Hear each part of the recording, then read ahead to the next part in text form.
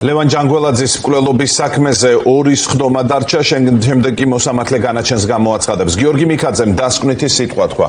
ამას შეგვიძლია დუმილის დარღვევა ვუწოდოთ, რადგან აქამდე ბრალდებულმა მხოლოდ ერთხელ ილაპარაკა, უпроსტად შეკითხვები დაუსვა ერთ-ერთ მოწმეს. დღეს მიქაძე ეყვებოდა, რომ დაპატიმრება მისთვის მოულოდნელი იყო.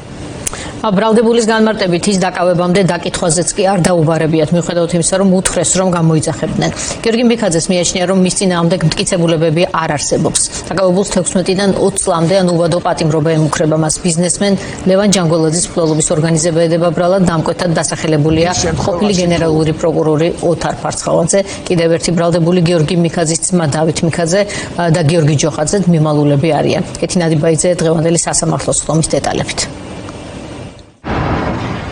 ბრალდებულ გიორგი მიქაძეს საქმის გარემოებებთან დაკავშირებით ან კონკრეტული მტკიცებულებების შესახებ არ უსაუბრია, მას არც კი უხსენებია ლევან ჯანგველაძე თუ რა კავშირები და ურთიერთობა ჰქონდა მასთან, ილაპარაკა მხოლოდ მისი დაპატიმრების გარემოებებზე და ასევე იმის შესახებ, რომ პროკურატურას მის წინააღმდეგ საქმეში წარმოდგენილი მტკიცებულებები არ აქვს. აღნიშნა, რომ აგვისტოს თვეში ის გაფრთხილებული იყო, რომ უნდა გამოკითხულიყო პოლიციის განყოფილებაში, ის ელოდებოდა გამოძახებას, თუმცა მოულოდნელად სახლში მას მიადგა ათობით სამართალდამცველი და წაიყვანეს პოლიციის განყოფილებაში და როგორც ის ამბობს, სწორედ ამის შემდეგ შეიტყო თუ რა საქმესთან დაკავშირებით არსებობდა შეკითხვები მის წინააღმდეგ და უკვე დაკავების შემდეგ წაუყენეს კიდეც ბრალი. დღეს გიორგი მიქაძემ სასამართლოს და მოსამართლე რომეო ტყეშელაშვილს მიმართა, რომ თუ ის მტკიცებულებები, რომელიც პროკურატურას ამ საქმეში ბრალდებულების წინააღმდეგ აქვს წარმოდგენილი, არის საკმარისი, მაშინ ის მზად არის მოისმინოს განაჩენი. აგვისტოში წასვლას ვაპირებდი დასასვენებლად და გამაფრთხილეს დაკითხავენ და მერე წადიო ველოდებოდი, მაგრამ 100 კაცი დამადგა სახლში და დამაპატიმრეს. მიმიყვანეს პოლიციაში და დარწმუნილი ბევრი თვალი ვნახე იქ, ბევრი ბოდიშიც მოვისმინე პოლიციელების მხრიდან. ახლა რაც აქვს პროკურატურას, ეგ აქვს და თუ ეს საკმარისია, თქვენ გადაწყვიტეთ. რა საშუალებითაც და გზებითაც მტკიცებულებები შეაგროვეს, თუ ეს საკმარისია, აქ ვარ და გამასამართლეთ. იმის გათვალისწინებით, რომ თავად პროკურატურას არც ერთი პირდაპირ მტკიცებულება მიქაძეების წინააღმდეგ ამ საქმეში წარმოდგენილი არ ჰქონდა. ჩვენც მოგვიწია, რომ გავყოლოდით მათ დღის წესრიგს და გაგვებათილებინა და შეგვეფასებინა ჩვენის მხრივ ის, რაც მათ საქმეში ჰქონდათ ეგრეთ წოდებულ მტკიცებულებად წარმოდგენილი. მხოლოდ ორი ადამიანის ერთ ლოკაციაზე გადაკვეთა ბუნებრივი არ ნიშნავს იმას, რომ ისინი აუცილებლად მკვლელობას აორგანიზებენ. ასეთი მტკიცებულებები საქმეში წარმოდგენილი არ არის.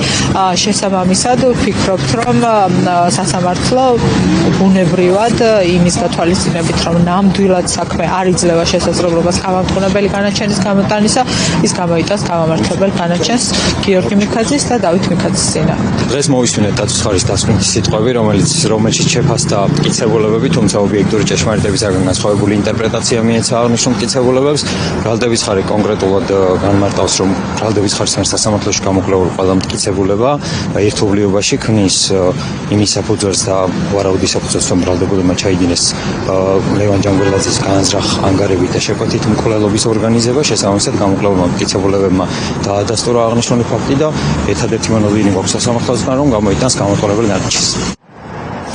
სრულდება კიდევ ერთი საქმე ბოლო პერიოდის ერთ-ერთ ყველაზე რეზონანსულ და მძიმე დანაშაულთან დაკავშირებით. ეს არის ბიზნესმენ ლევან ჯანგველაძის მკვლელობის საქმე და ამჯერად საუბარია დანაშაულის ორგანიზების ეპიზოდთან დაკავშირებით. ამ ეპიზოდს ყავს სამი ბრალდებული: გიორგი მიქაძე, დავით მიქაძე, გიორგი ჯოხაძე. აქედან შეგახსენებთ, რომ ბრალდებულის სკამზე ის მხოლოდ გიორგი მიქაძე, მისი ძმა და ასევე მისი მეგობარი გიორგი ჯოხაძე კი არიან ძებნილები. დარჩენილია ორი სხდომა და ორ სხდომაში უკვე დასრულდება ამ საქმის განხილვები. გადაწყვეტილების მისაღებად გავა მოსამართლე რომეო ტყეშელაშვილი. ჯერჯერობით არ ვიცით 29 აპრილს, ანუ ბოლო სხდომა როცა არის ჩანიშნული, ის 29 აპრილსვე გამოაცხადებს თუ არა ვერდიქტს, თუ დროს აიღებს სათათბიროდ, თუმცა მას თათბირისთვის ბევრი დრო არ ექნება, რადგან 12 მაისს იწურება 9 თვიანი წინასწარი პატიმრობის ვადა, ამიტომ სასამართლო უნდა ჩაეტიოს ამ ვადაში წესით და 12 მაისამდე უნდა გახდეს განაჩენი ცნობილი. ბრალის დამტკიცების შემთხვევაში ბრალდებულებს საკმაოდ მძიმე სასჯელი ელით, ეს არის 16-დან 20 წლამდე ან უვადოდ თავისუფლების აღკვეთა.